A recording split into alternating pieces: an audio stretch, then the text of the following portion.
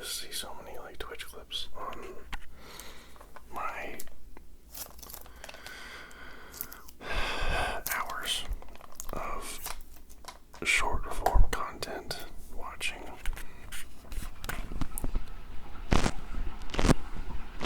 Thank you, someone upstairs, for using the water pipes.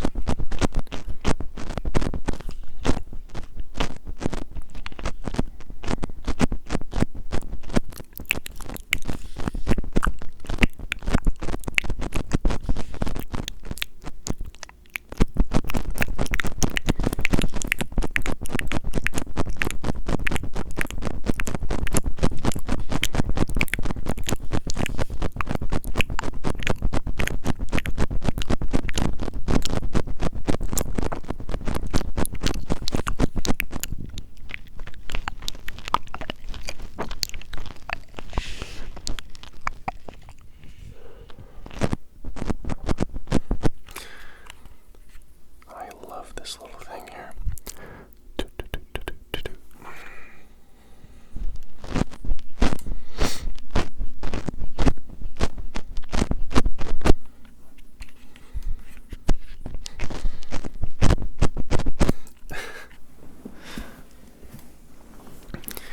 You guys know what's so funny to me is how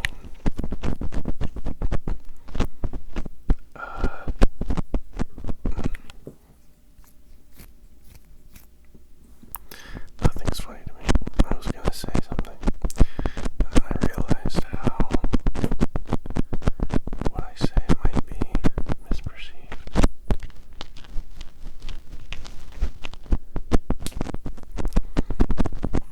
There is this Russ line. Russ is he's a rapper. That goes, your mind is made up. Da da da da da. You only see me through your filter of me, or something like that. And I think it means like if I have an idea of somebody, then I can only see them through the concept of that idea, and not really like if someone says something to me, then I can't like that, like what they say goes through the filter, goes through the filter of my understanding of the world and that person. Oftentimes, what I say is not what they hear. You get me? It's kind of funny, like paradoxical that I'm trying to explain something to you right now, and that, you know, like it's like that what I'm trying to explain is like explaining things is hard because but sometimes I feel like I understand people perfectly fine. Sometimes I feel like I understand people perfectly fine. Perfectly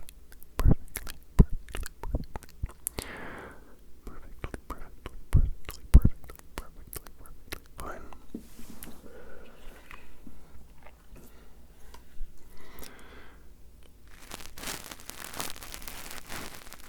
You know, something that really bonds me with people suffering, or like when I am talking with someone and they are vulnerable with me. You know, what I mean by vulnerable is they share that they are sad, or they share that they are having a hard time, and I feel like the concept of a hard time is kind of like overlooked when someone says they're having a hard time.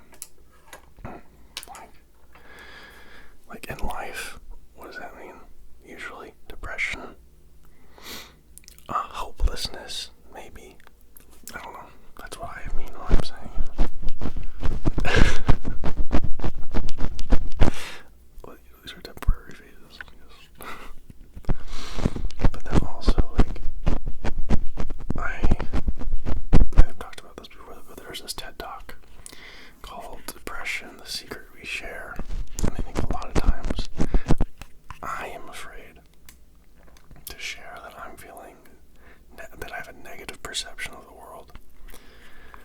because I don't want to be perceived as weak, you know?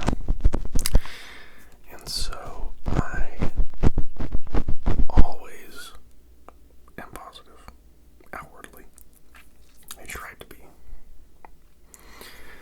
You know, like yesterday, when I was on the way home from the airport, the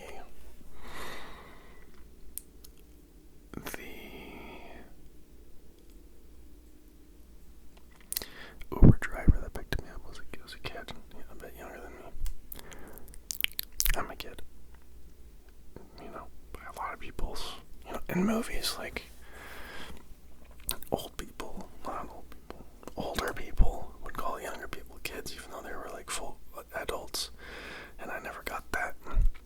But now I'm an adult, and I do not, you know, like, I remember when I was a kid, a child, oh my gosh, well, I'm 25, I haven't figured out, I'm an adult, you know. Hell no, dude, that's not how that freaking crap works, okay. Anyway, this adult was in this Uber telling me about how he had immigrated here from, you know, a country that was not doing so good.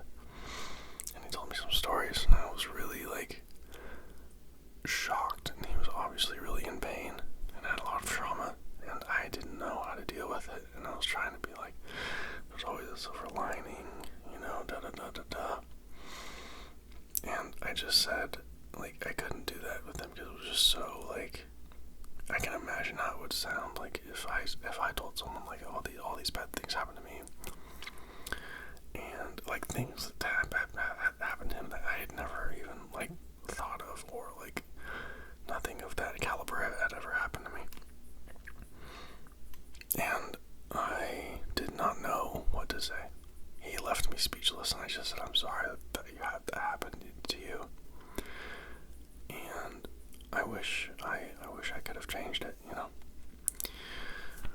And I wish I could do more for the world, you know.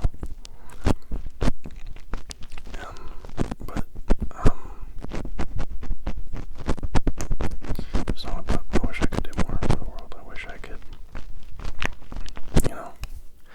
I wish when someone got to, like, in that situation, they say, hey, like, I don't have any money, and, you know, like, I need help financially. I wish I could just be like, okay, here you go, you know. I wish I could just pull out my wallet and write a check for, like, 30 grand to pay their rent for, like, 5 years. You know what I mean? 30 grand for 5 years. That tracks. You know. And I cannot do that. I'd love to, but I don't know if anyone does that, because then they will, you know, always, you know, stay. They will never be, you know. But I mean, there's billionaires, right? And I wonder if billionaires probably don't take Ubers, right? But I wonder if a billionaire did take an Uber,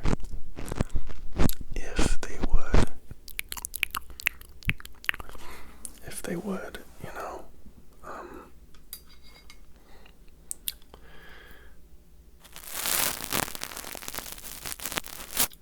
if they would give, you know, the Uber, like, this Uber drivers, like, they had no idea who they are, right? And the Ubers are just, like, telling them, like, they obviously need help. And I wonder if the billionaire would try to, like, help them, or he would just be like, no, you can figure it out yourself, you know what I'm saying? Because the truth is like, when I was listening to him, I felt so grateful, and I felt so ungrateful.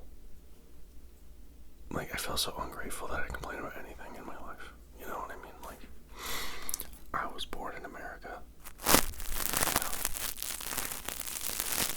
you know, and it's a safe place, you know, generally. Like, I know there's, like, you know, some people are gonna listen to this, like, but, like, I can't really talk a lot about, you know, things that are happening in the world right now, just, you know, because there's some stuff I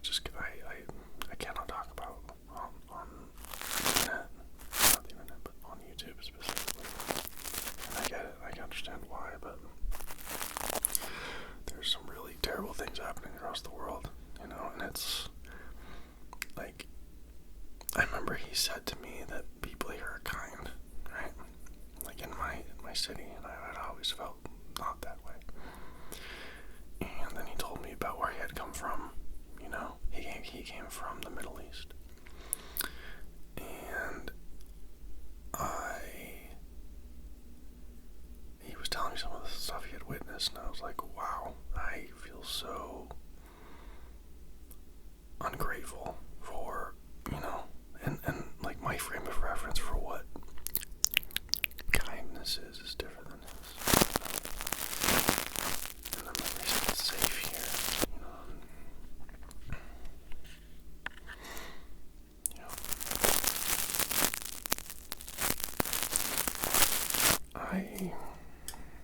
And then like now I'm done talking about that, I'm just like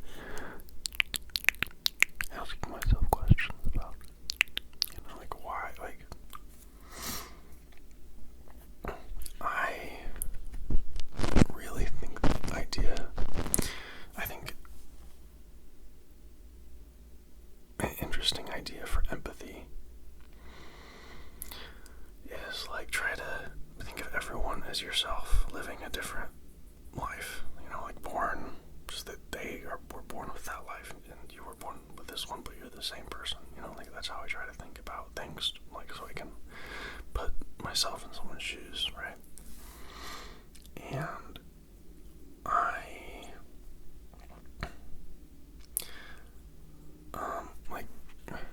like when I was hearing him talk,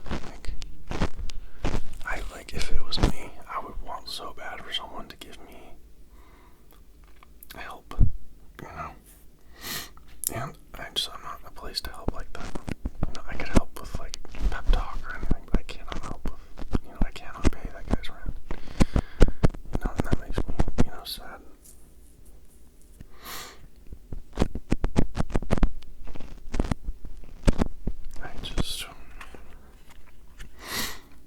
I wish there was no kind of conflict in the world, never was happening, but I don't think that's why, you know, if there is, I believe there's a God, you know, like, I believe there's a God in a way that, like, atheists believe there is not a God, you know, I'm sure, you know, I'm sure that, you know, like everyone else, you know, maybe I'm wrong, it's possible I'm wrong, you know, but some of the things I've witnessed in my life go into that, and,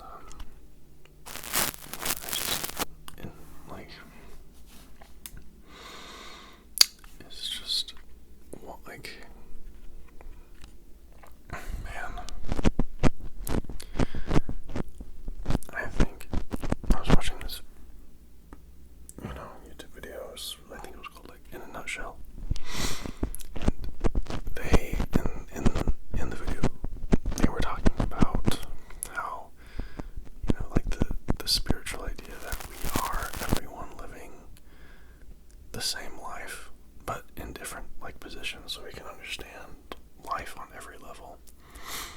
You know, and that, like, every living thing that's ever existed is us just at that stage, or at that point, or in that, you know. And that really resonates with me. And it sucks because, you know, every bad thing that's ever happened has happened to you, you know. If, you know, you believe that, which I do, so I'm just going to talk about it like that. And then every good thing that happens is happening to you. And, you know, that's, like, so, like, terrible because people commit, you know, people do bad things to each other. And it's kind of like weird because you're doing the bad thing to yourself, you know? And I think if people just saw people, you know, I wish I could say that if people thought like that, there'd be less violence, right? But even I get into, like, bad places where I'm like, if it's me or if it's, like, this person or my family, that person, I'm not gonna choose that person, you know what I mean? And I think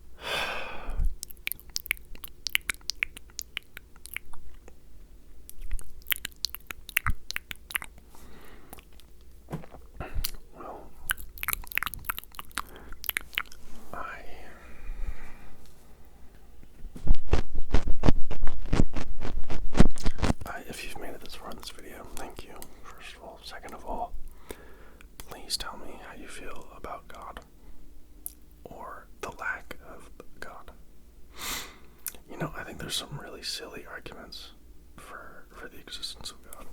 And I read a Catholic apologetics book, which is like, it's like Catholic people, it's like Catholic writers trying to convince people of the existence of the Catholic God, right? And some of them were really like they just did not make sense to me, you know. And I think you have to have some kind of like experience with that stuff, because if someone comes to you and says to you, you know, if you don't, like, I was an atheist for many years, you know, and I remember I would look up like Richard Dawkins videos on YouTube. Richard Dawkins was like an atheist debater, and he would debate with, you know, religious people or you know, people that believed in higher power. And he made them sound so stupid. And I was cheering. I'm like, yeah, go Richard, yeah. But then, like, life happened, and I realized that it's not super sensical, you know. And yeah, it's just like, I think, you know, like, God is something we all have to experience individually, or, you know, if not that, then we have to find some kind of greater purpose, you know what I'm saying? And